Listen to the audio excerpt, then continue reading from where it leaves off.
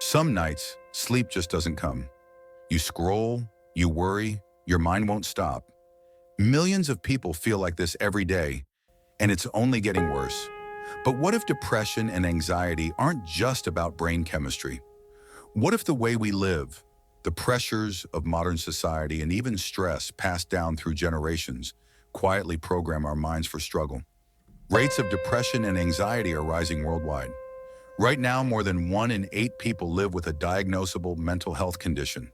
For many, antidepressants or anti-anxiety medications provide relief, but too often the conversation stops there. What if depression and anxiety aren't just about brain chemistry, but also about the way we live, the pressures of modern society, and even genetic influences from stress passed down through generations? In this video, we're going to explore both the obvious and hidden causes of depression and anxiety, using evidence from clinical trials, large studies, and international guidelines. And along the way, we'll ask a big question. Could living differently and learning the right skills help some people reduce or even stop taking long-term medication? Important disclaimer, this video is for educational purposes only. It is not medical advice. Never stop or change medication without consulting a healthcare professional. If you are struggling with suicidal thoughts, please reach out to your local crisis services. In the UK, you can call Samaritans on 116-123. In the US, dial 988. Wherever you are, please don't go through this alone. Let's begin. Let's start with the basics. Sleep, diet, exercise, and hydration. These may seem simple, but research shows they are central to mental health. Sleep is critical. In a large clinical trial published in The Lancet Psychiatry, researchers treated insomnia using cognitive behavioral therapy for insomnia. Many participants saw their depression symptoms improve so much that they no longer met criteria for depression. Fixing sleep alone can have a profound effect on mood. Exercise also plays a major role. A 2023 umbrella review of 97 studies found that physical activity delivers moderate to strong benefits for depression and anxiety. Aerobic exercise, resistance training, and mind-body practices such as yoga all help. For mild to moderate cases, regular movement can be as effective as standard treatments. Diet is equally important. In the SMILES trial, participants with depression who shifted to a Mediterranean-style diet, rich in vegetables, legumes, nuts, olive oil, and oily fish, experienced significant reductions in depressive symptoms after 12 weeks. This demonstrates the powerful effect nutrition can have on mood. Hydration may seem minor, but it matters. Even mild dehydration can worsen mood, concentration, and fatigue.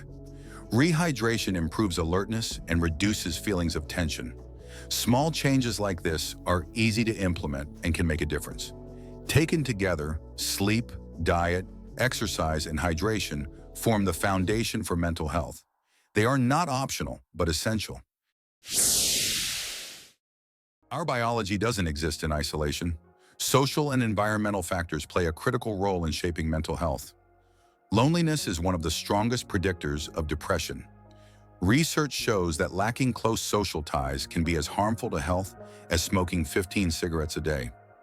Financial stress and job insecurity also increase the risk of depression and anxiety. Studies show that debt, unemployment, and workplace instability are consistently linked to higher rates of mental health issues. Technology is another major factor. Randomized experiments show that limiting social media use for just 2 weeks can reduce symptoms of depression and anxiety. People sleep better, socialize more in real life, and experience less social comparison when digital distractions are minimized. Then there's epigenetics, the study of how environmental factors can change the way our genes are expressed. Stress, trauma, and even experiences passed down through generations can leave chemical marks on genes involved in mood and stress response. Some research suggests that therapy, mindfulness, and exercise can partially reverse these changes. This shows that lifestyle and behavior don't just influence the mind, they can influence biology. How does healthcare respond to these factors? Most systems rely heavily on medication and meditation-based programs. Antidepressants can be life-saving, particularly for severe depression, But research indicates that for mild to moderate cases, therapy or lifestyle changes often work just as well. Mindfulness and meditation have also been studied. In 2022, a trial found that mindfulness-based stress reduction was as effective as the antidepressant escitalopram in reducing anxiety symptoms. However, meditation is not the same as skill building. Structured therapies like cognitive behavioral therapy teach people to identify and challenge unhelpful thought patterns. Behavioral activation helps individuals re-engage with meaningful activities to lift mood. Dialectical behavior therapy adds practical skills for distress tolerance and emotional regulation. These tools help people navigate intense emotions daily. Together, these approaches show that skill building and preventive strategies are just as important as medication or meditation alone. This raises a big question. Can the right lifestyle and skill building allow someone to reduce or even stop long-term medication? Some research suggests yes, under certain conditions.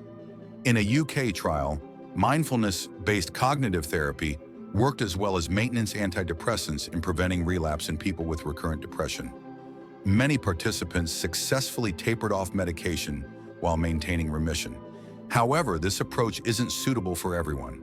People with multiple past episodes or lingering symptoms remain at higher risk of relapse. Withdrawal from antidepressants can also mimic relapse symptoms, making careful management critical. The key is partnership. Gradual tapering under medical supervision, combined with lifestyle improvements and therapy, offers the best chance of success. This approach isn't anti-medication, but emphasizes giving people control through skills and habits.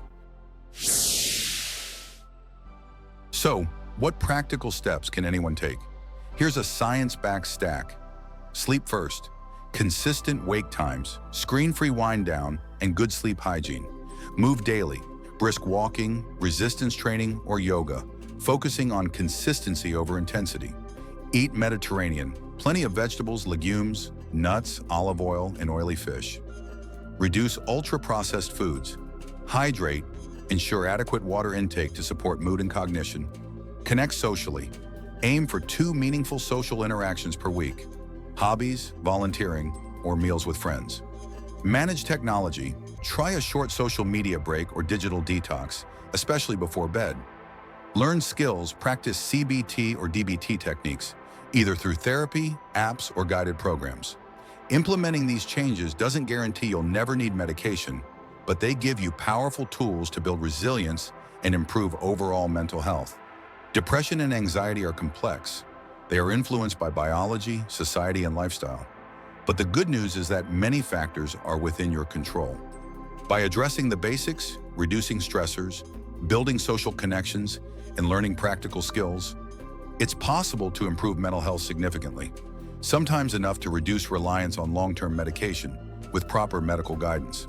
The way we live can be one of the most powerful forms of medicine.